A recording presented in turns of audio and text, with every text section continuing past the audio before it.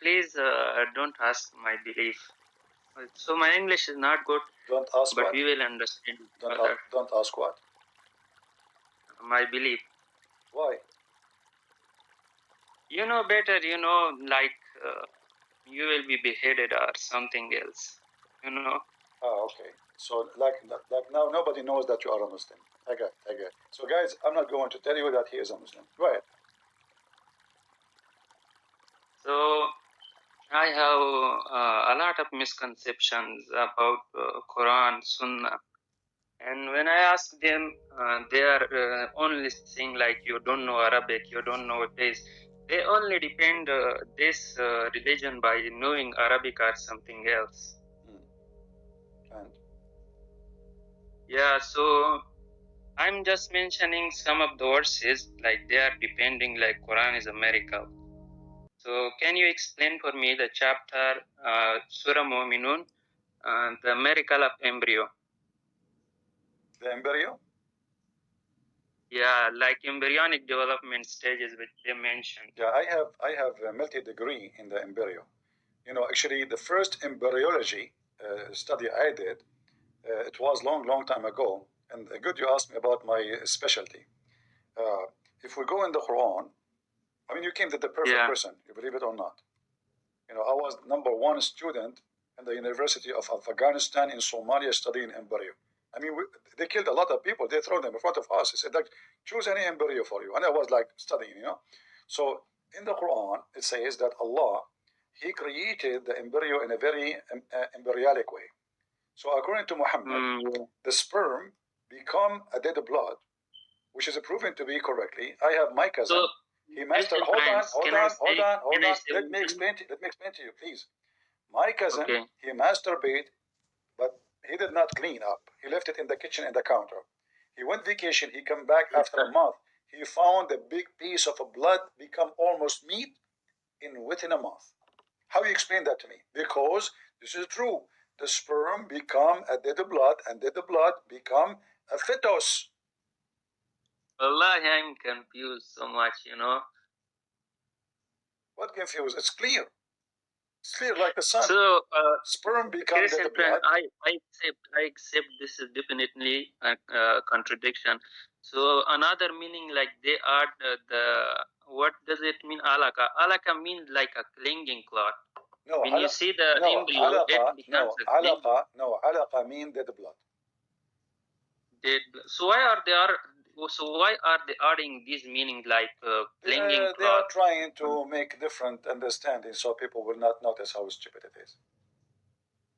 Can you debunk it? Clinging cloth? This is what it means. You go right now dictionary. This is what alaqa mean. Even in the Muslim translation saying that. Look, this is the Muslim translation saying this is a congealed blood. This is a solid blood. Solid blood is only solid when it's dead, correct? Yeah. Okay, that's it. We do not need to debunk it. This is their translation. So definitely, yeah, this is definitely a contradiction. But as a Muslim, I will say as a Muslim, yeah. So how will I hide my belief? Like I have got so many misconceptions. Like they are deceiving us by many interpretations of the Quran. When you ask them one of the interpretation of the Quran, they say, no, this is not correct. Let us jump to another. When that is incorrect, then say, let's go to the classical Arabic. So this is the game they are playing with us. We can't decide how to what to choose. They cannot play with me. They can play with someone who do not know the language, someone who is not educated about the garbage of Muhammad. But if you have, especially if you speak the language, this game will not function for a second. I know about 30% of the Arabic, so I can explain to them, but they are not accepting with me. You see, if you think Muslims will accept you accusing the Quran, you are mistaken. The Muslim will not accept that. The Muslim, they will say, I am a student in university. Huh? I am a student of university. Okay. Yesterday we had a subject about the seerah of the Prophet. You know seerah? Like they said, women was like that. They were buried alive. They were raped. Nowhere in the Quran it says that. This is a false translation. the verse in the Quran speaking about the soul. So when the soul is buried, the soul will be asked for what reason you're being killed, or the body, like the human being. So that have nothing to do with the infant. They add the word, like if they mention to you this issue, say to them, can you show me where it says the word infant? Nowhere. You know, where it says the word female? Nowhere. So the Muslims, when they fabricate stories, you know, you have to check it out. You know, never listen to a Muslim saying anything to you, because every Muslim is a liar until he proves the opposite. And if I go right now to the verse you are mentioning, you will see the Muslims adding the word infant, adding the word, you know, female. What is that? Why it's not coming? Hold on, give me a second.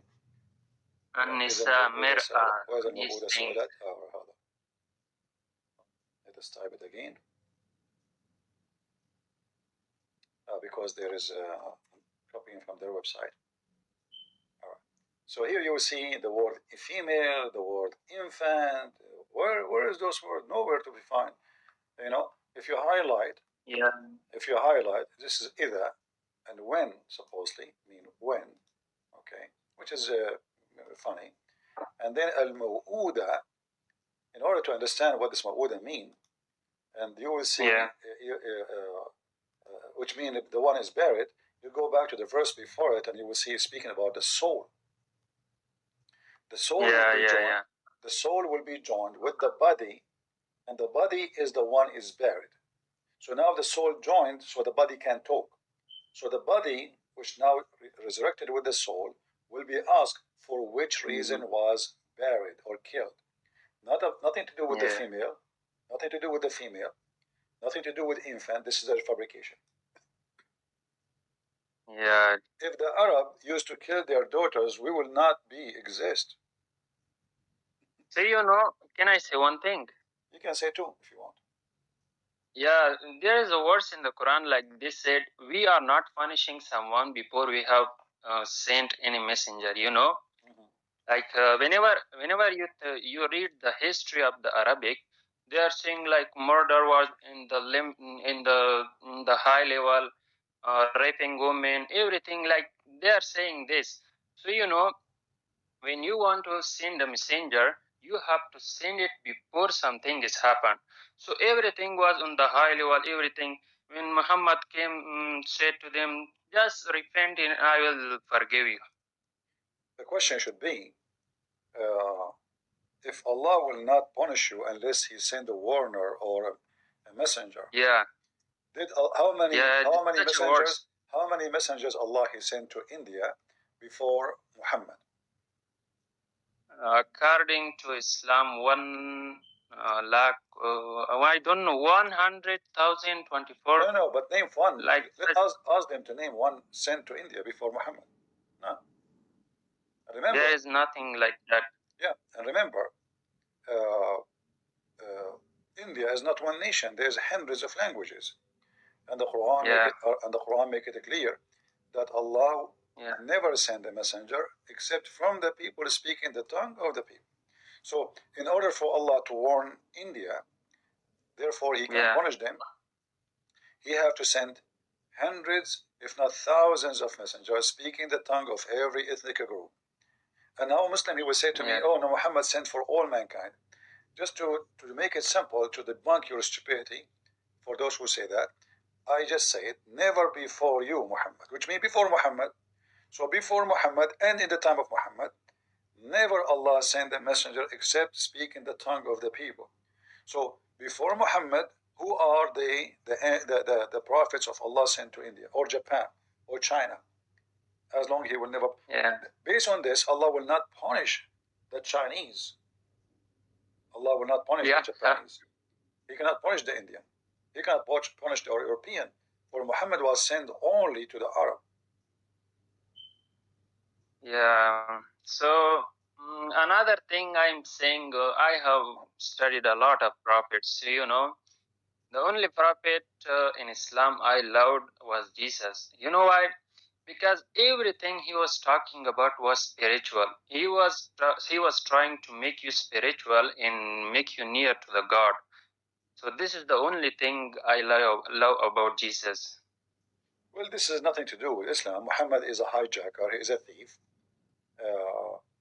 And you will notice that the name they have there is Isa, which we do not know. But anyway, the character of this person, Isa, which is supposedly Jesus, does not fit with Islam. For Islam is a very ugly, disgusting, sexual, hateful, deceiving cult. So Jesus there does not fit. So it's like somebody, like you go to a group of people, they claim to be from one ethnic group, but then you find one of them, he have totally different look. He don't match there, regardless how they look like. And this is how Jesus looked like in Islam. He don't fit because he never been there. So Muhammad as a thief, he stole names who they are. He believed they will help him to spread his false teaching, to deceive people, not because he believe in Jesus, but because he want to use Jesus as part of his scam. So like scammers when I hijack your bank account, they will not call you and say we are scammers. They will call you pretending to be from the bank, correct? Yeah, they will send you an email from your bank, look like your bank, have the same title, the same address, the same etc. Then they say to you, please change your password. So now why you are going to put your password there? Because they fool you. They made you believe that this is your bank. And this is exactly what Muhammad was doing. So he was trying to capture the beautiful image of Jesus, put it in his book, so he can scam people, make them sign into his garbage scam. Yeah. So one thing I noticed from your teachings, like there is one verse in the Quran which is talking about those who take like lords, like their monks, accept Allah and the Jesus. Can you mention that verse? Yeah. The verse actually there, language is long. In the language is long, because he said those who took those who they took their monks and rabbis as gods instead of Allah and Jesus. That is a stupid statement, because he just made Jesus and Allah the God we should follow. But the Muslims, in order to fix it, so can you let me to explain this verse? Yeah, you see, if you read the Islamic interpretation, they try to fix it, so they add a lot of brackets. Yeah. So I will. Can I translate it? Go ahead. Yeah. So here it says, "Attafizu, you take akhbarahum, your rabbis are your monks, warhbanahum are your lords, or what? Arbaban, on the Lord, like lords, min dunillah wal masih, except Allah and Masih." So here, after the word Lord, there are two names, Allah and Masih. So it clearly mentions that Allah is the Lord and Masih is the Lord. So they are just trying, they are adding here two, the word two. The word two is not there, so it clearly mentions that Allah and Messiah is the one. They are lords. Yeah. And this is obviously a stupid language mistake in the Quran, unless it mean what it means. However, there's other issue with this stupid verse, which is the meaning. Why? Because those who took their rabbis and their monks as lords instead of Allah, actually not beside Allah, min dunillah. So what the verse? If you change the translator, actually, if you change the translator, you will see. No. I know the Arabic. I know this. But my point is, there's more dangerous in the stupid verse from what you think.